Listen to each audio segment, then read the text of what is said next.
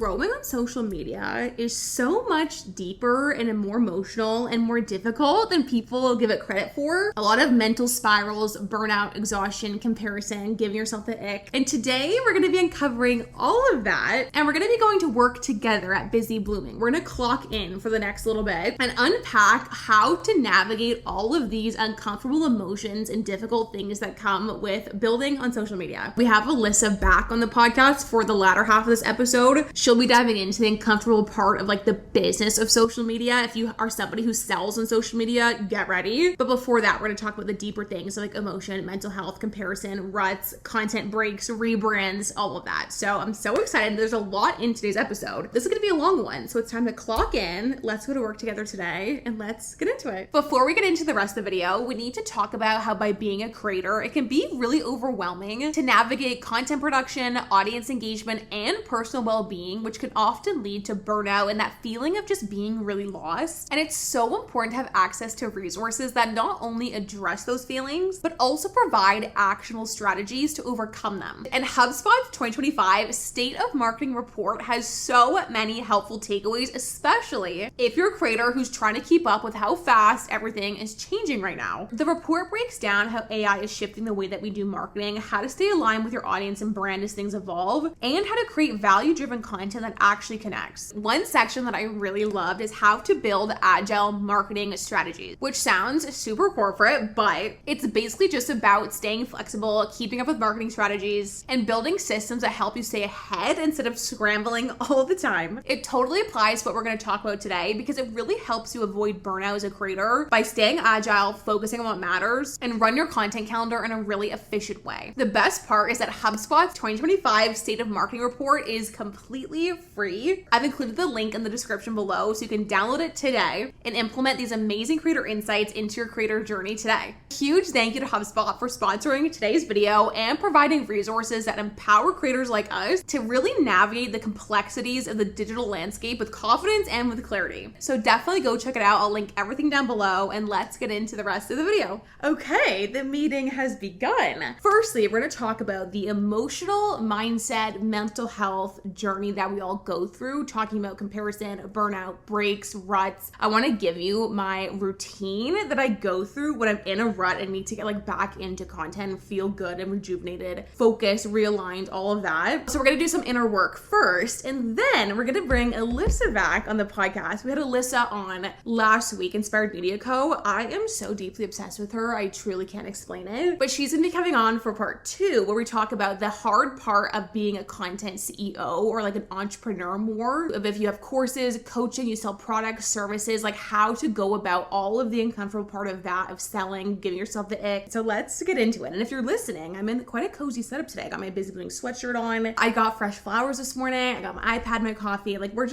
having like a cozy one-on-one mental health meeting. Okay, so first things first, before we get into all these different topics, everything is timestamped below as well. But being a content creator, being an influencer, a podcaster, an entrepreneur, a business owner, trying to grow on social media, build a business, build a brand on social media, it is so hard. It is so deep. It is so emotional. It's very complicated and layered and can be heavy at times. And I always want you to feel like a Busy Blooming at work, at this office, that you are always in a safe space to feel all of these like heavy, big emotions about social media and content in your business. And like, it is never dramatic over here on this side of social media to cry when you're feeling extremely discouraged or overwhelmed or stressed out about social or your business or your brand. It is not dramatic or weird or crazy to feel extremely like discouraged or burnt out or need a break or overwhelmed or even like existential of like, what is my purpose? Like, what am I supposed to do with my life and with my social media? And all of these feelings that we're going to talk about today of like comparison, burnout, overwhelm, feeling lost, feeling like you have no idea what you're doing, all of that is like so welcome over here. And the weird thing about social media is that because you're a creator or a podcaster or whatever it is, you always kind of want to come across like you somewhat have it together power, like you're thriving, you know what you're doing, you're giving advice, you're showing your life. And especially if you're somebody who's a business owner, you always want to come across like you know what you're doing. And that's why if you're somebody who's over here busy blooming, you create content, but you also consume content. It can be so easy to feel like there's something wrong with you when you don't know what you're doing or feeling lost in a rut. You're really in your head or feeling really stuck or really discouraged or burnt out or whatever it is, because you feel like nobody else feels that way. Because as creators, you always kind of want to come across like you're thriving and have it together so people trust you and purchase from you and follow you. And I just want you to know, I want us all to take a deep breath, a collective breath together over here. And I want you to know that those feelings, like anything that we're talking about, is so normal. Everybody feels that way. Like even people that I know you follow who have millions of followers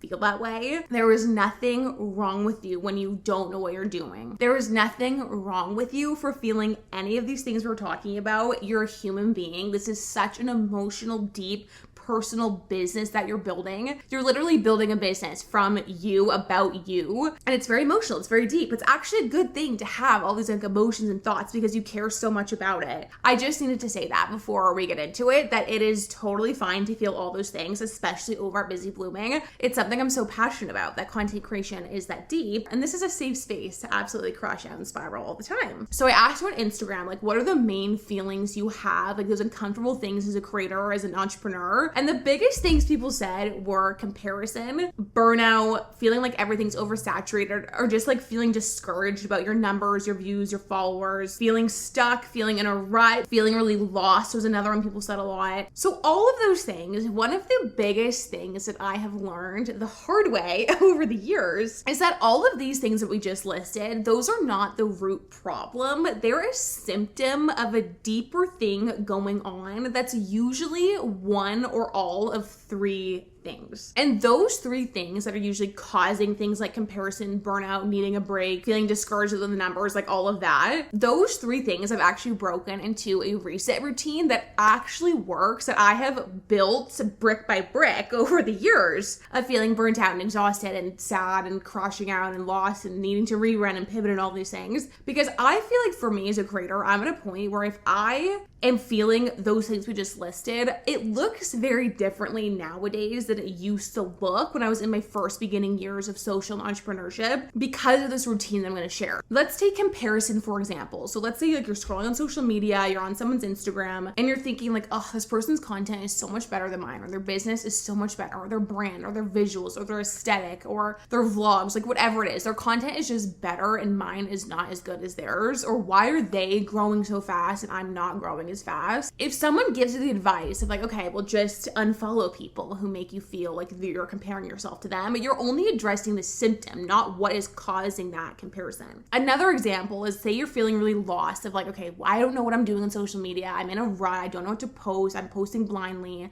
I'm just like not motivated or excited about social media. If I give you the advice of, okay, take a break, which we will unpack taking a break, it's a piece of all this, but I just say, okay, take a break. That's just addressing the symptom of like burnout and overwhelm. But what is like the root problem causing that burnout, causing you to feel like you're just like so not motivated? Same with what's causing the comparison. And so over the years, what I have really broken all of these feelings of feeling stuck, comparison, and a rut, all of these things down, is that those are symptoms of a root problem of, first of all, needing a break. Secondly, you don't have a strong, aligned vision and plan that makes you feel confident. Confidence is a huge piece of this. And also, you don't have the right like systems and habits in place to support what you need as a human being. Like aside from being a creator, an entrepreneur, a podcaster, you don't have the right habits and routines and systems that as a person that you need. Over the years, like I've said, the biggest thing that I have struggled with in terms of anything to do with social media entrepreneurship is the mental health, emotional piece. And lucky for you, I could truly have a degree in crash outs, mental spirals, burnout with social media. I've built out this analogy for myself that is like driving in a car. And you know how we ask all the time over here of if you were to be invited as a guest on your favorite podcast, what do you want to be known for? What do you want to be an expert in? Or maybe you have like a vision board of Forbes 30 under 30 or specific specific follower counts. Like you have these things, these goals that you're working towards, these income counts, follower counts, goals, this legacy you want to build. And so picture yourself driving in a car,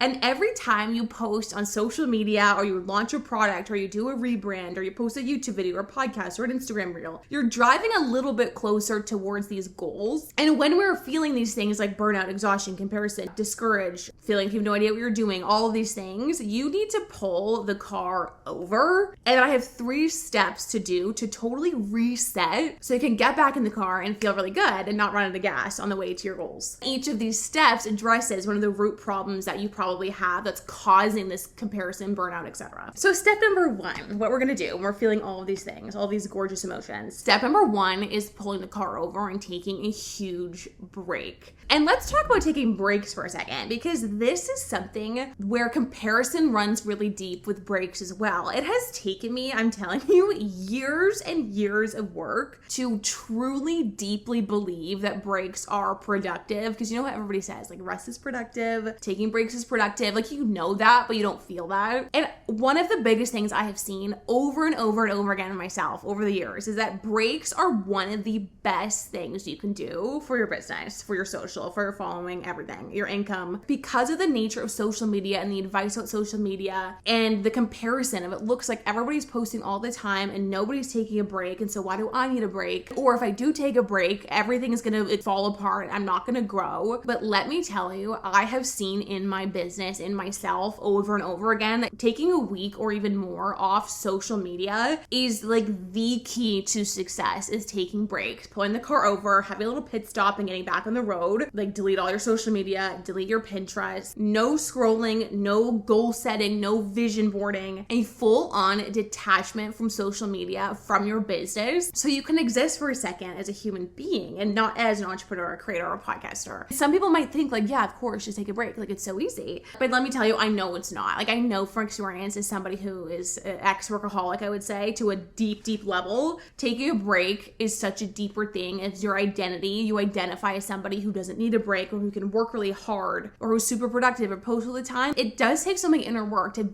truly feel peaceful and okay with taking one. But step number 1, if you're feeling any of the things we've listed, taking a break, a long break, a week or 2 off of social and posting and vision boarding and goal setting is one, I swear, of the root causes that causes a lot of these things that we're talking about today, is that you haven't had a break. There is a whole realm, I could talk more about this, of like the scientific part of how hard being on social media is for our brain, for our vestibular system, our nervous system. Like scrolling on social media can literally cause like trauma in your body and in your brain by what you're consuming. It's extremely overstimulating. And then add on top of that, you're a content creator. So you're looking at people who are doing your goals, who have your dream. It's like being in an office and you're only looking at people who have achieved like everything you've ever wanted. They're at the highest level, and you never see or really talk to people who are at the level that you're at. It's like this constant inundated, you're constantly loading information to your brain about people who are doing, you feel like, better than you. All that being said, long story short, take a break. Step number 1. Step number 2 is probably the most important step in this reset system, which I would say is probably a lot of the time the biggest root cause for all of these things we're talking about, which is you need to recalibrate your GPS. And what I mean by this is, so when you're in the car, you're driving towards your goals, you need to be able to answer the question of what is going to happen to me, or what do I need to achieve to say that I've made it, I've arrived. There's 2 things that could be going on here with like your direction of where you're going. Is firstly, you don't have one. Like you don't know where you're going. You don't know what you want to be known for, what your goals are, whether it's follower, income, a legacy, who you want to help, your mission, like all of that. You don't have a vision. You don't have anything programmed into your GPS. That could be going on.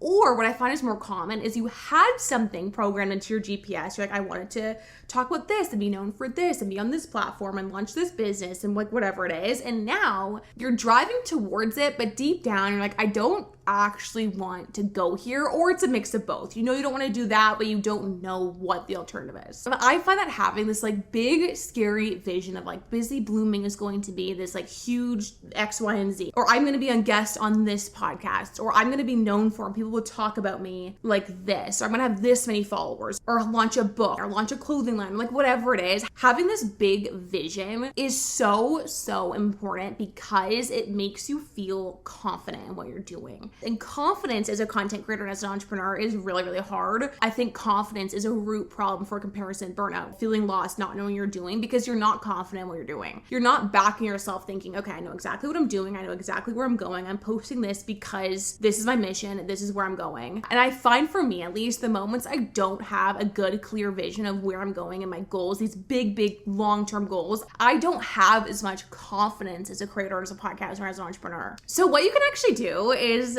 talk to your favorite girl, ChatGPT, and I would spend some time either with ChatGPT or just on Pinterest in a journal and write out or ask ChatGPT prompts of how people would talk about you. Like people are at an event, they said, go follow this person. They help me with this, or they make me feel this, or write out what your dream day in the life, a week in the life would look like, your dream income streams, all those different streams that you would have and how much money you would make from each one. I want to remind you that you can be anybody on social media at any time. You can be known for anything. You can reinvent yourself over and over and over again. And I know if you're somebody who's thinking like, okay, I do need to pivot and rebrand, it can be exhausting. And what I have learned over the years is that you will never stop evolving and pivoting and changing, because as a creator and as an entrepreneur, if you're not evolving, you're dying, they say. I used to always chase this feeling of like, okay, this is my thing, this is my business, this is my templates, this is my bio, I'm like never changing it, that's like my thing. But what I've learned is that you will never stop evolving and changing and rebranding and pivoting and adding different things into your brand, changing your bio, changing your content style, because that's just the nature of this world that we're in with social media. It's always changing, but also we're always changing as people as well. So step number 2 is recalibrate the GPS. Once you take your break, go back to the drawing board and think, okay, what is that big scary vision for myself? Like in 10 years, what I want to be running or doing, and what does my day-to-day look like?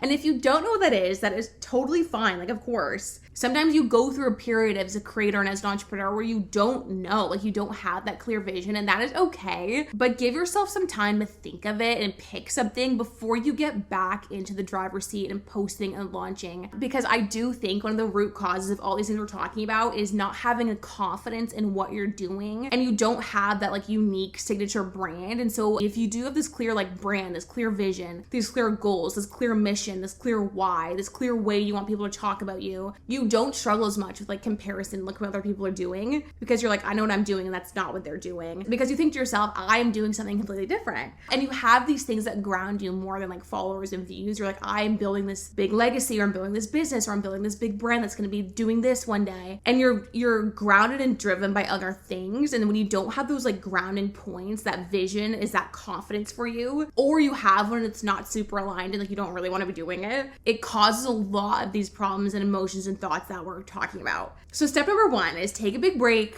a week or 2 off social scrolling, business plan, everything. And step number 2 is recalibrating the GPS, redefining our vision, our brand, and really deciding, okay, what are the things that have to happen for me to say I've made it? And again, those things will probably change over time, but just for now, like what are those big things? And step number 3, the final thing to do, another huge cause of a lot of these things, is setting up new habits and routines and priorities for yourself to get you there. And what you can also think of this is creating a new road for yourself to get to the end point, because the road we were on before wasn't working. So what I mean by this is what I like to do when I'm kind of in a rut or struggling with all these like low points, needing a break, is that when I come back and I have a new vision, I'm like, okay, I feel grounded, I feel excited, I know where I'm going. I like to create for myself and write down new daily habits and new priorities. A way that I like to do this is doing a bit of a like 30-day personal challenge or 75-day hard challenge for myself. That is totally private. It's just between you and yourself, of habits that you're going to do every single day. And when you're coming back out of a break or out of a rut or a rebrand, you're like, okay, I have this like 30-day or 75-day list of habits that I'm going to do every single day that are going to get me where I want to go. The key to this is really knowing yourself, because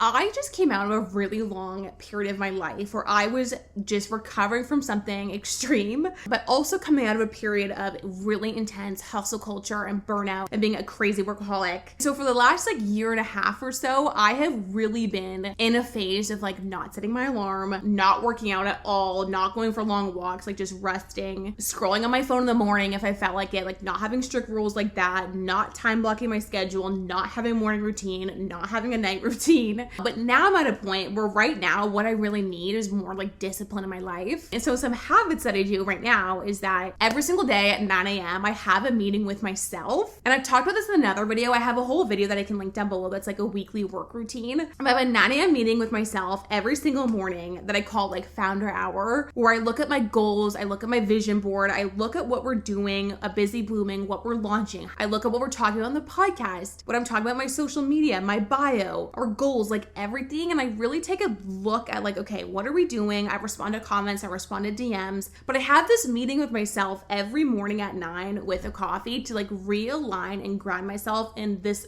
step number 2. We just talked about the GPS, like where are we going?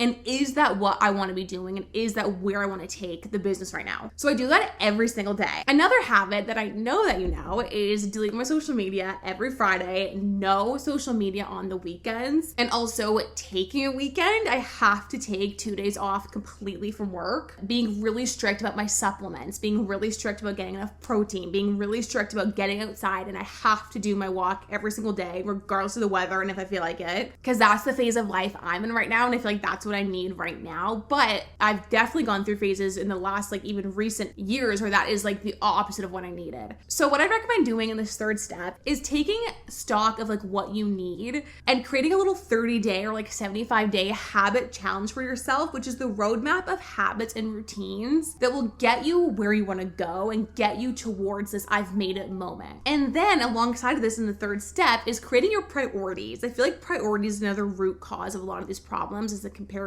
the burnout, all of this stuff, is that we don't have priorities. And priorities come in 2 ways. Firstly is priorities with your business and with your social media. I always have priorities. This has changed my life. When I look at my social media platforms, my TikTok, my YouTube, my Instagram, they are never equal. So for example, in Q1, like YouTube was the number 1 priority, and then my Instagram, and then TikTok. Q2, it's a little bit different. Instagram is the number 1, and then YouTube, and then TikTok. And every single day when I'm working, I'm like, okay, if I don't have my YouTube or my Instagram done, then I'm not working on the YouTube content. That's just an example. But the same with my business, Busy Blooming, is that when I did coaching or when I had my podcast or events or whatever it is, there's a list of priorities. And I find that this helps so much with these feelings like burnout and exhaustion, because if everything is a priority, then like nothing is, because it's really easy to get overwhelmed. So with your business and with your social media, set priorities. And every single day, I have a whole work routine video I'll link that talk about those, but work through your tasks and your content in this priority list, and it can help you so much have clarity. Because then if someone's like blowing up on Instagram, or you're working really hard to like get your TikTok done, but you're like, this is not even a priority, like I need to prioritize my YouTube or whatever it is, it's a huge root cause I find for myself of these feelings that we're talking about, is not having priorities. So what we do, we're having this like crash out, burnout, exhaustion, comparison spiral, is that we pull the car over, we take a break, a week or 2 off of everything, and we know that it's okay, we know it's productive. Step number 2 was we recalibrate the GPS, we clear vision, clear legacy, clear goals, clear moments of like, okay, when I do this, I know I have made it. And every time I post, every time I do something on social media, I'm going towards this. And having that makes you feel so confident and so clear. And like you have this purpose that you're doing on social media. And step 3 is you get a new roadmap to get there, which is your priorities and your habits. And you have a little challenge for yourself for the first like 30 days or so back that fuel you as a person. So you're feeling really good. Because something else I wanted to say before I get into the next part of this episode is that a lot of these things on social media of like comparison, burnout, all these different things, it's also more often than not caused by things that have nothing to do with social media. Like your nervous system is dysregulated. I could do like 60 episodes on nervous system regulation and the correlation of like social media and entrepreneurship. I actually asked ChatGPT, like as influencers and creators and entrepreneurs, what are the signs that your nervous system is dysregulated as a creator? And they said overthinking everything you post, your captions, feeling guilty for taking time off, overstimulation, constant fear of being behind or always feeling like you're behind, panicking or feeling really deeply emotional when content doesn't perform,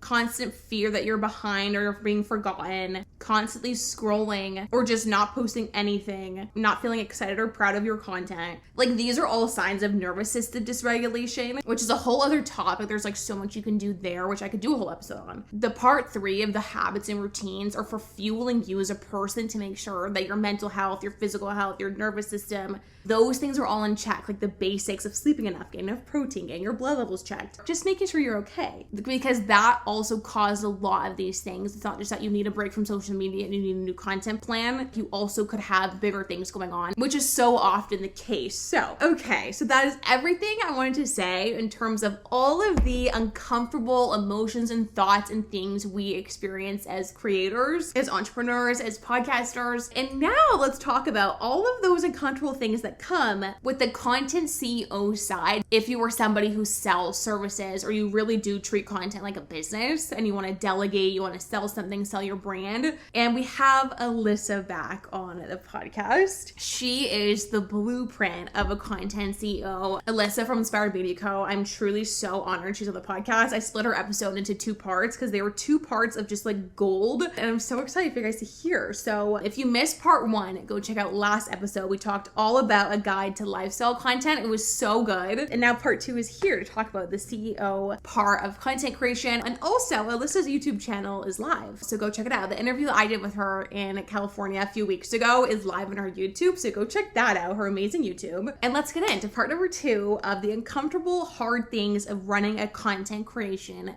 business. So let's get into it. I would love to talk to you about building a business through social media. It's something I feel like people don't talk about very often because it's kind of breaking this weird fourth wall of talking about selling and having a business and having products to people that follow you and purchase from you.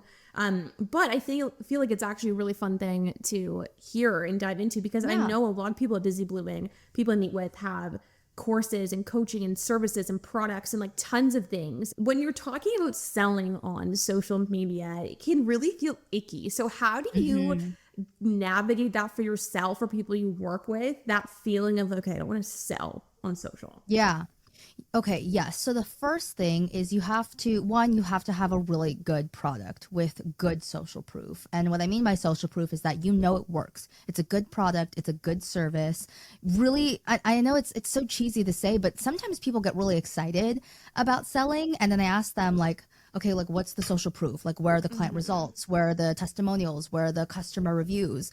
And they're just not there yet. So one, have data to back it up, right? And then the second part is it's actually really easy to sell when you look at selling as serving. So if you've built this community, this brand, and there's only so much that you can do in your content to help them. I know, and I'm sure you feel the same way of like, if somebody consumed every single piece of content, they will be on their way. And I've talked about this on my page. Like I have people sending me DMs of like, oh my gosh, like I grew this much. I started doing unselfish vlogs and they get results off of free content, which is amazing. And I love celebrating those people and those creators. But it's not, we can't always serve off of free content and the podcast and shorts and stuff like that. So then the next stage of serving is to sell, is to have a really good service, product, and offer, and then be able to sell that. So I think when you really treat selling as serving, it becomes less icky. And then the other thing is that I don't really do like hard launches at all. I did once in the very beginning of my business when I first launched my digital product, Social Standout. And then for everything else, I didn't really need to launch. I really just had applications and I would do a lot on stories. I actually just finished round 2 of my You Coded content mini mind, and the whole thing was private invites and Instagram stories, and it sold out in like a few days. The first time I did it, it sold out I would say 3 days, I think, and that was really, really awesome and like such a blessing. So the other part that I would say is selling your brand is really important. So because that's trust. That's the reason why somebody would buy, is because they trust trusted you. And I have had people that have been following me for 2 years and finally book with me. And I have people that are like, I watched one video, boom, I booked. So again, like when you're trying to like quote unquote sell, at the end of the day, you're selling a brand, you're not selling an offer. And then the other thing is selling the solution, the transformation that they're gonna have. And you don't have to say like, oh, you need to buy my product or book a call with me or buy an audit from me. I don't do audits, but just as an example, like, oh, you have to buy an audit for me so I can do this. You can show transformation and relate to people's problems and give them, hope for a solution within your content. And then that way your content just does the work for you. I've gone into a tangent. So No, I love please it. bring me in. No. Everything you're saying, I totally agree with. I've had the same experience. I find that there's a lot of courses and advice about creating courses and advice and how to sell. Yeah. And I find that a lot of it is, it's losing the plot. A lot of the time I have had the same experience. I don't really do one-on-one coaching anymore, but when I did, I never sold it. I never went on my feed and was like, here's my offer, like every single day. But I would post every single day a piece of advice or a tip or a series. And then I would post my stories that they're open one-on-ones or emails. And Instagram stories is like the best place I love to post. Instagram stories. Me too. Yes. And so I find that the best way, in my opinion, to sell, like you're saying, is to build a following and a brand of free information and advice. I feel like too, a limiting belief I think a lot of people have is that you don't want to give any of your free advice away. Could you talk about that with your experience of like your opinion on that? Yeah, so I actually, if you look at a lot of my content, there's actually not a lot of like educational content in the sense of like quick tips, quick hacks, quick solution content. Now, what I'll say is, and not that I've never posted solution content anymore, I do, but I make sure I balance it with authority content. So talking about my client case studies, how we were able to get you from X to Y, my thoughts, my opinions, really positioning myself as a quote unquote like thought leader, but really like showcasing my opinion. And it's that content actually that gets people to buy more. I think a lot of people get maybe a little bit too caught up in like the tips. And it's fair, it's valid, it serves a purpose, but just giving a bunch of tips isn't actually the reason why someone's going to buy. They're going to buy because they trust you, because they see, oh, you get me right where I'm at and you can take me to where I want to be. So something I talk about on my page is it took me 3 years to get to 100K on TikTok. And I'm really happy that it took me 3 years. And one of the reasons why is because I would hold back a lot on tips content. One, because there was a lot of tips content already. Two, because I love sharing my opinion. I don't know. I'm like the big ego. It's like, I want to dissect and get deeper and like talk about, the way that the color of her shirt matches her brand. Like I loved getting a little bit deeper. So I would find that like, okay, yeah, like I could post a tip piece of content and yes, it might go viral, but the reason why someone is going to buy from me is actually the content that might not go viral. So I would not go viral a lot, but my bookings would be booked out 1 to 2 months in advance. And now in 2025, 2 to 3 months in advance, because I really focus more on authority content over solution content. Again, like I do love the step-by-steps, the guides, all of that. But I think when people go too much into that, you're just now a resource. You're no longer a leader.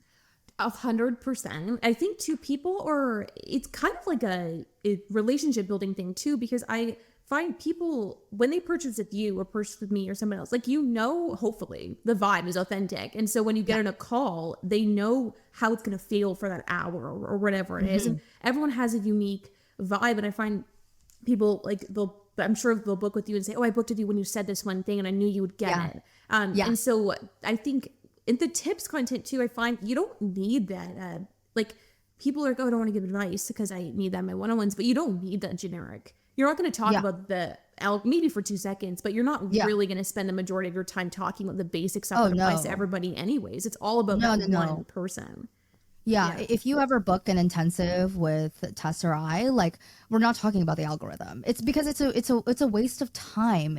You know it already. Like I can assume that if I'm on your feed, all the content that outperforms mine, which is gonna be that, I know you've already watched it. So why even waste our time on it? We really are here to like help you build a sustainable brand that feels like you, that is, that we're really playing the long game here. So in my calls, like I don't talk about we're not doing 30 minutes on hashtags or about the algorithms, about, no, none of that. It's because it would be it would be a waste of your time. And I actually just got off of a call with someone that's been following me for a little bit, and it was so exciting. She's an athlete, and I was like, oh my gosh, like this is why I love being a social media strategist, because as someone that's like multifaceted, like this is the ultimate life hack, is like we're creating content for so many different like industries and people. It almost feels like, well, I'm already creating content for like 20 different industries. It's just no one ever really sees it.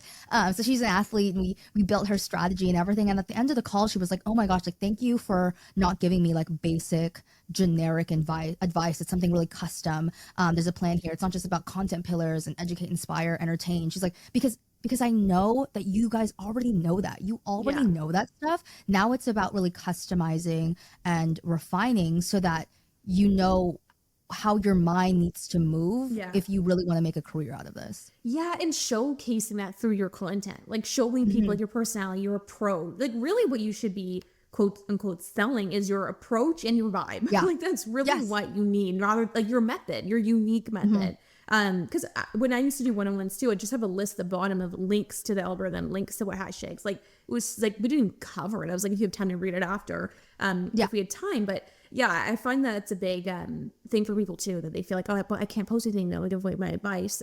But you won't need that. Everything you say online, you probably wouldn't say in a one-on-one call. I'm curious your opinion on this too, because somebody who is building a business like you have on social media, the way that you post is quite different than somebody who's growing like a lifestyle influencer, like we talked in the last episode. So could you walk through your approach, or people you work with, of how do you have like boundaries of what not to post and what to post? Like how personal do you get, how not personal? I'm so curious about that. Yes.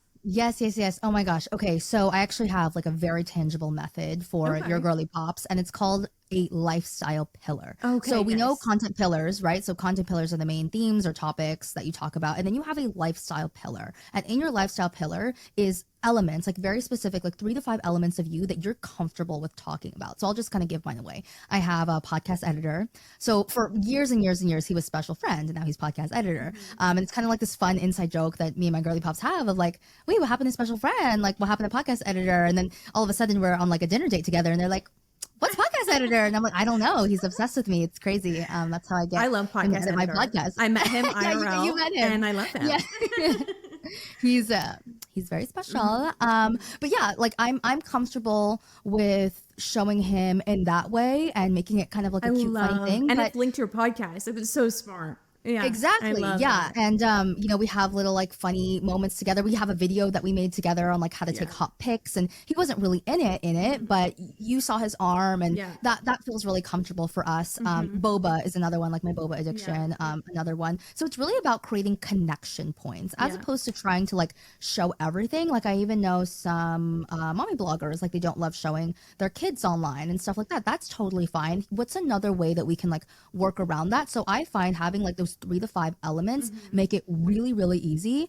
And also too, you're not scattered in there's so much about my life, so I need to like share it all. And it's like, are you okay with that? Like, because if people start caring, they're going to start caring. And then the marketing side of having consistent lifestyle pillar elements is being repeatable, being consistent. And the power in that is if you have those 3 to 5 elements, right? And they're always kind of sprinkled in your content, maybe a Totoro doll, maybe your boba addiction, people start associating you with those things. So what would happen a lot is that when somebody finds like a boba meme, like one of my girly pops sent me this boba meme of this guy with a gallon, like those big water jugs, and it was filled with boba with like straws that were attached to one another. She would send that to me.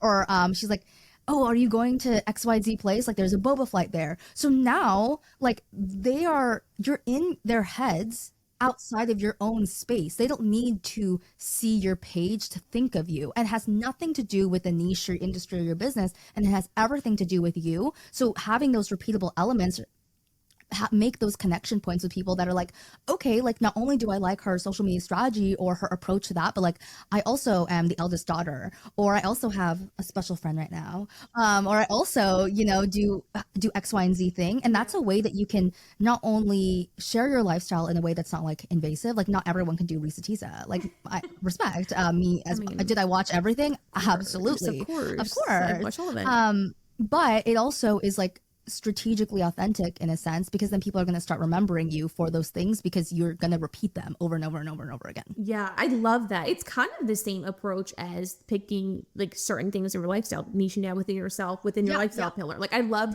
your concept of lifestyle pillar. I never heard that until you said it. I love it.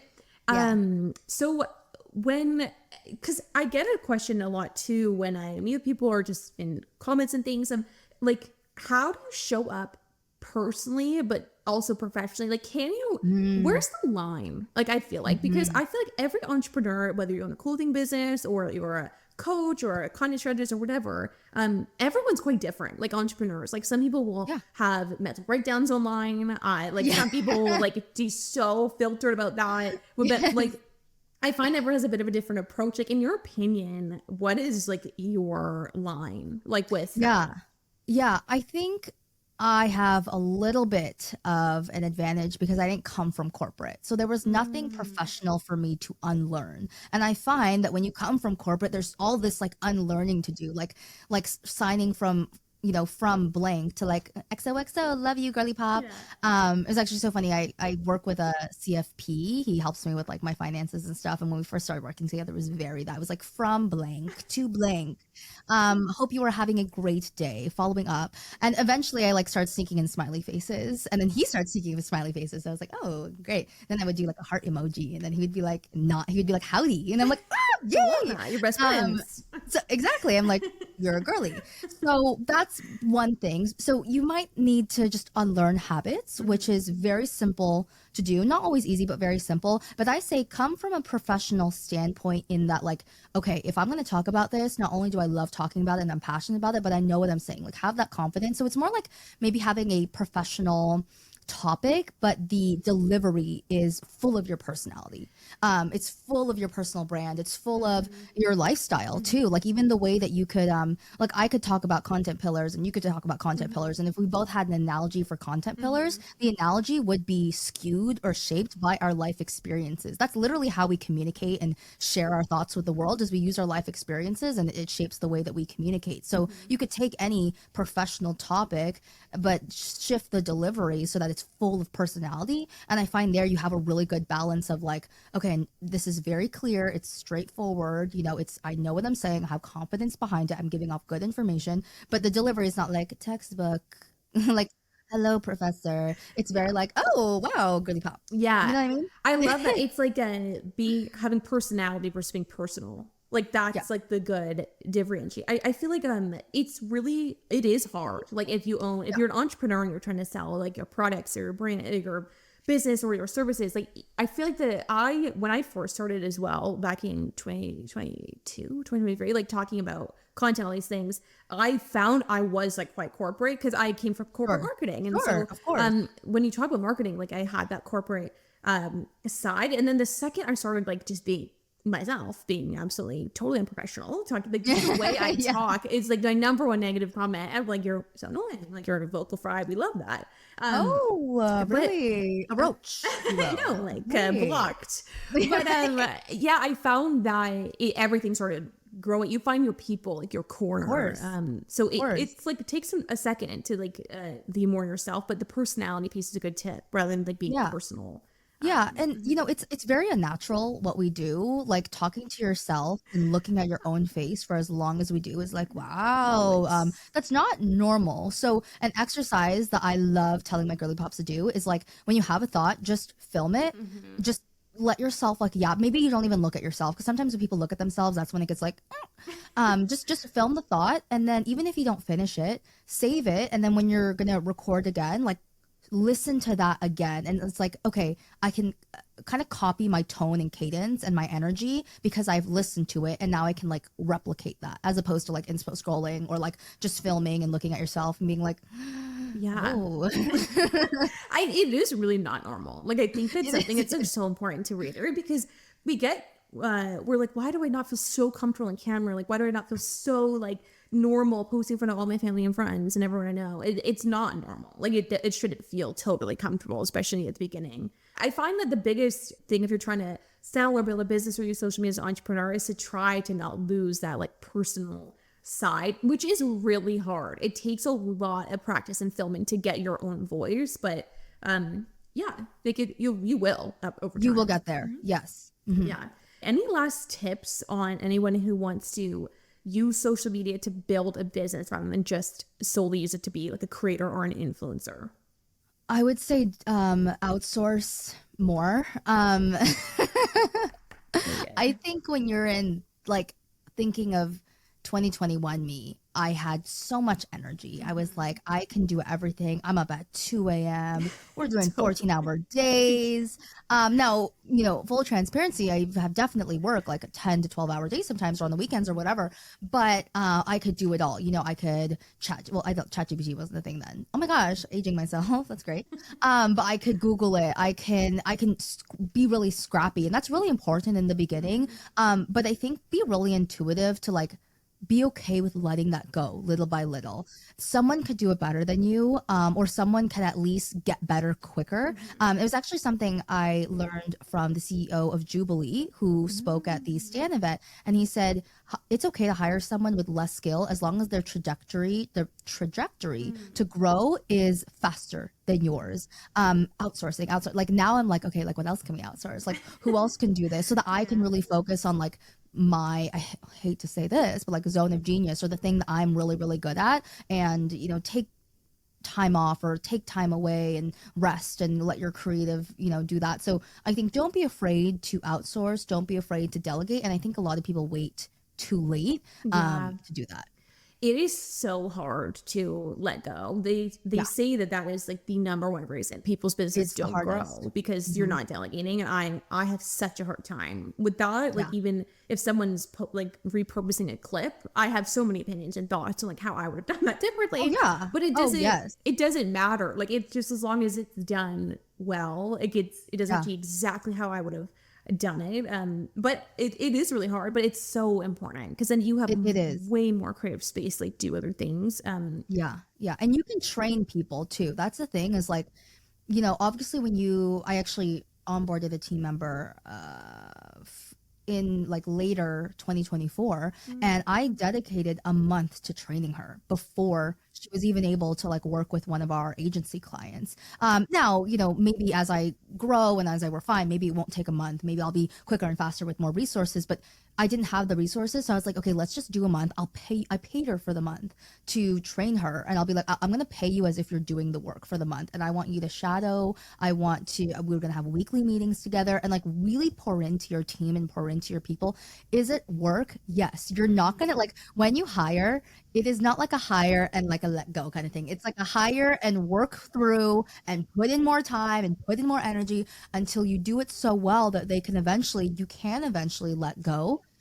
So yeah, there's some, I just want to have like a realistic expectation, because I think a lot of people are like, okay, great. Like I'm working with this person. Like, I'm like, wait a minute, like you need to train. We need to, there's a little bit of like a learning curve there, but the sooner that you're, again, like this, the more that you hire, the better. And another part about hiring and firing is the name of the game. I've worked with people and it didn't work out, or I've had clients that didn't work out. I've hired people and it didn't work out. And it's frustrating, but it's one of those things that's like, it gets you closer and closer to finding the people that are like really meant to be in your business and are going to help you and support you. But yeah, I think people just wait too long until it's not too late, but that it's really hard to hire. So hire sooner than maybe you anticipate. Yeah. So then when you have the time and energy, like to really pour into the people on your team, it's so fun. It's so much more fun working as a contractor or an employee too, when you have full ownership over something, and not just like us looking down like everything you're doing, but they can actually just post or clip or like whatever it is freely and edit freely with their own creativity. It's so much more fun for them. Yeah, I love that. That's such a good piece of advice. Well, this was so fun. We could have a 60-part series TED Talk. Truly. Honestly, I need to come back to LA part 4, Yes, part 5. please.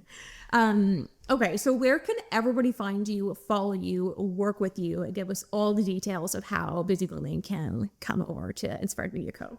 Yes. Also, before I do that, everybody in the comments, go yell at Tess to come back to Southern California so that we can do more and more and more together. Absolutely. It's so crazy too when you meet your like online bestie in real life. You're like, you have legs. It's like one of the things that You're real. Yeah, right. It's like, wow. So for everyone yell at Tess. That's the homework. Yeah. But yes, you can find me on Instagram and TikTok at Inspired Media Co, on the Inspired Media podcast and all streaming platforms. And yeah, I hang out and have a fun time and have a girly pop vibe. Yeah. Okay, well, thank you so much for being here. Thanks for coming to work with us today. And yeah, okay, thanks. Amazing. Thank you. Okay, guys, so that was Alyssa's amazing advice on the content CEO side of everything. I also have a whole video I will link down below where I go into my approach to like selling and courses and coaching and all of that as well, of how to like build income. But I am so excited for today's episode. I hope you enjoyed it. I'm so passionate about all of the like hard things that come with content, like the deeper side of all of this. So I hope you enjoyed this episode. A little cozy setup today, a bit of a different vibe for work. And thank you so much for HubSpot for sponsoring today's video. Go check out the report below, link everything. I hope you have a gorgeous week, and I'll see you next week at Busy Blooming. We're gonna clock in again, and work is officially over. So I will see you guys next week. Okay, bye.